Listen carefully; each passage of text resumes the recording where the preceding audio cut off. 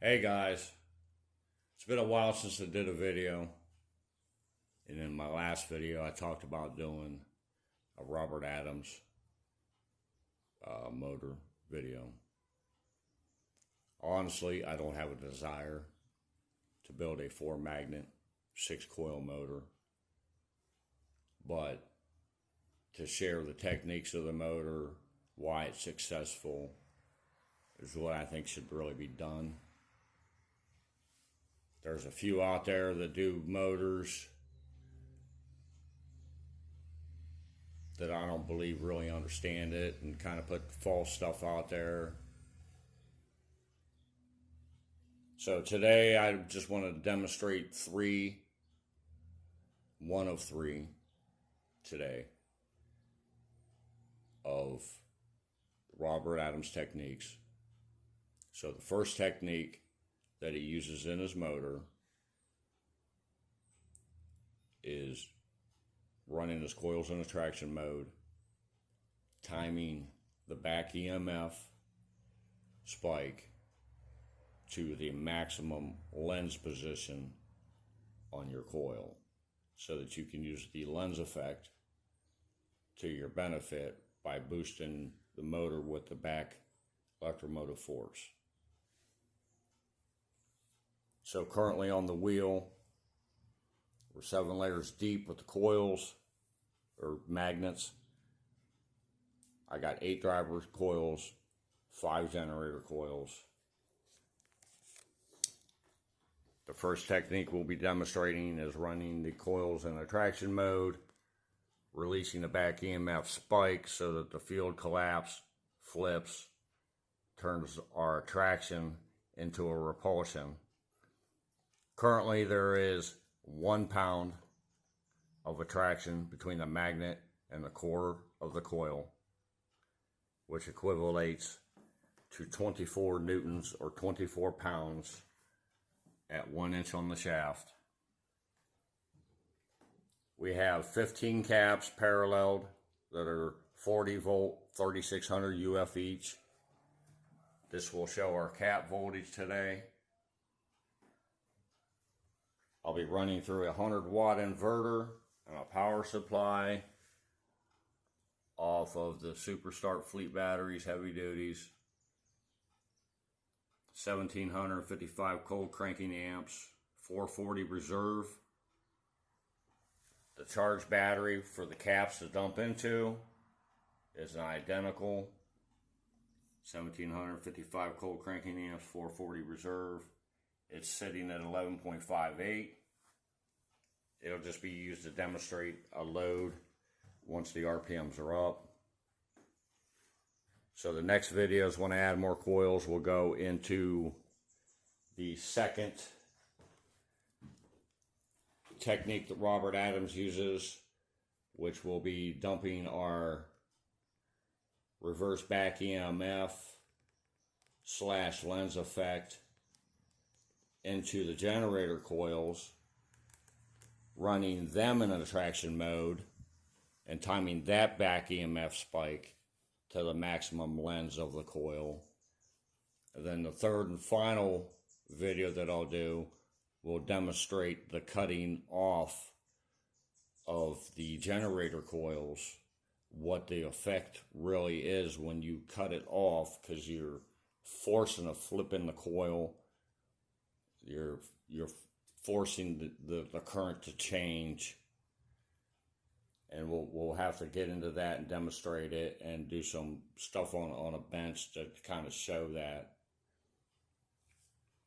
So we're going to fire this thing up real quick. We're going to demonstrate the first technique he uses is running the coils in the traction mode, dumping the back EMF, letting it collapse for maximum lens effect. You get a huge push.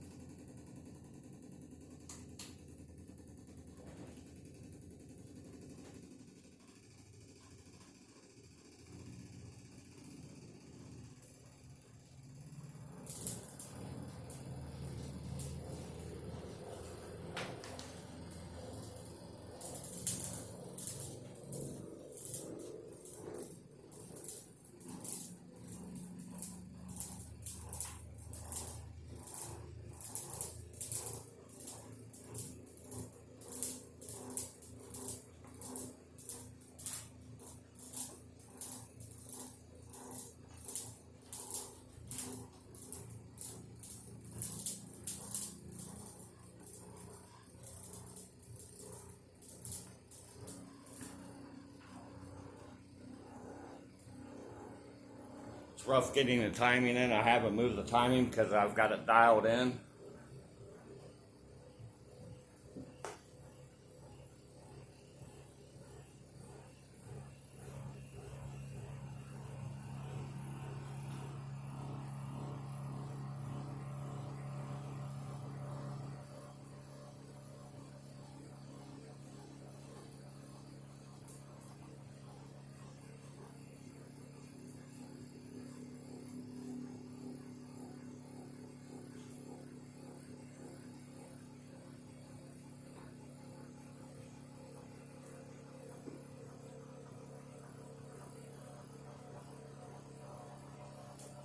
She does run faster.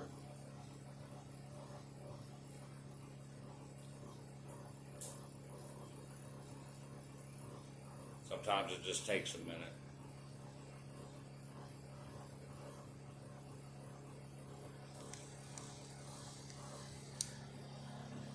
So currently, in the 15 caps paralleled, 3600 UF each, we're holding 32.7 volt in these caps. Our charge battery is 11.61. We're going to go ahead and do the cap dump.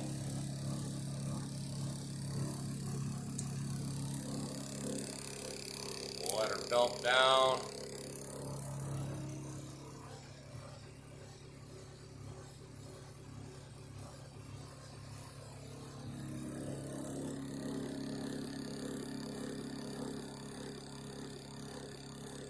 Going to hold the charge rate at 20 volt in the caps.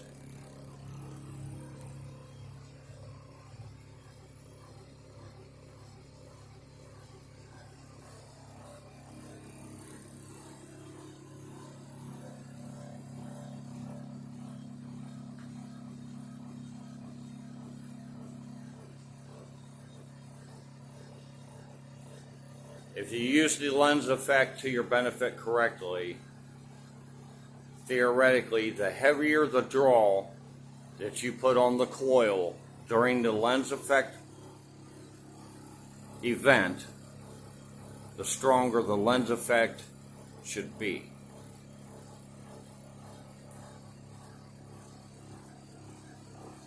That might be kind of hard to wrap your head around, causing a strong lens effect. We're going to go ahead and turn the load off. Let her come back up.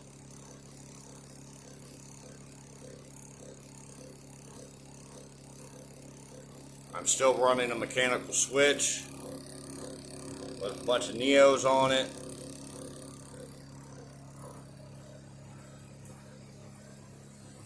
We'll see if we can get her up just a little bit faster before we end the video and talk about the lens effect.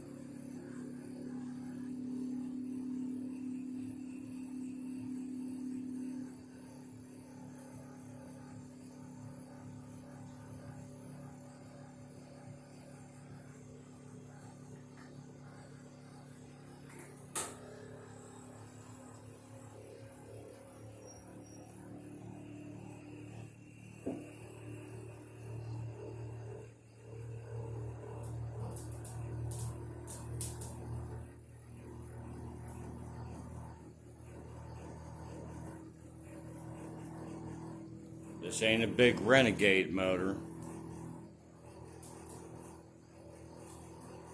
Might be a little Eureka.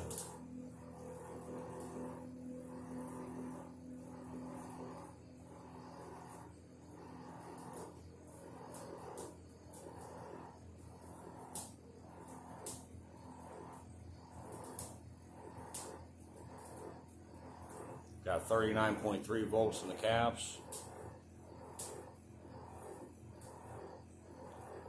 24 foot-pounds is the shaft. Under 100 watt. I know that because I'm only running off a 100 watt inverter. Flip the load on. Caps are 40 volt max.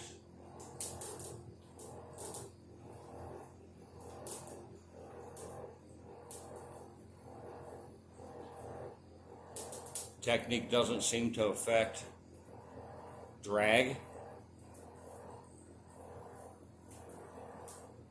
Doesn't cause that pullback. Now I'm not collecting none of the back EMF either. I'm letting the coil self-discharge itself.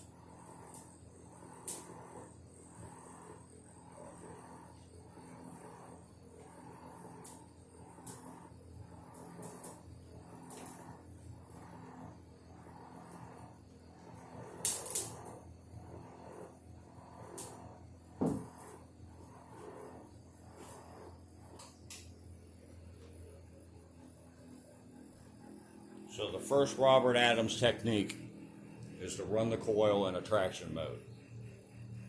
Time the back EMF to the maximum lens effect that would naturally happen if you was running the coil in generator mode. The second one will be to dump the back EMF from the driver coil into the generator coil, running the generator coil in a traction mode, but timing the generator coil position with the back EMF from that coil.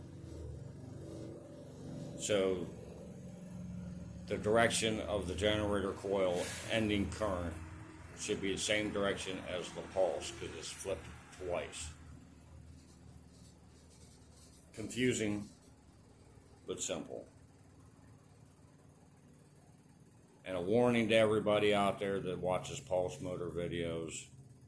These guys that want you to pay their Patreon and donate to their projects when they ain't got the first fucking clue to what they're doing. They're not doing no real experiments. They're just way off. They're misleading. A volt, an amp, and a back EMF, or a volt, amp, and EMF are not the same thing. One is a motion. But thanks for watching. I hope you guys watch the next one where I'll try to dump the back EMF into the generator coils to see if we can see an increase in the average RPMs and possibly the output feedback. The final technique will be the cutting off of the generator coil at the appropriate moment to cause a flip in the current and the magnetic field instead of the lens effect dragging the magnet back, because it flips when you cut the outer edge of the coil. You'll get an additional push from your generator coil while producing the electricity. Well, thanks for watching, guys. Give me a thumbs up on it. Don't give your money to these fools that claim they know what they're doing.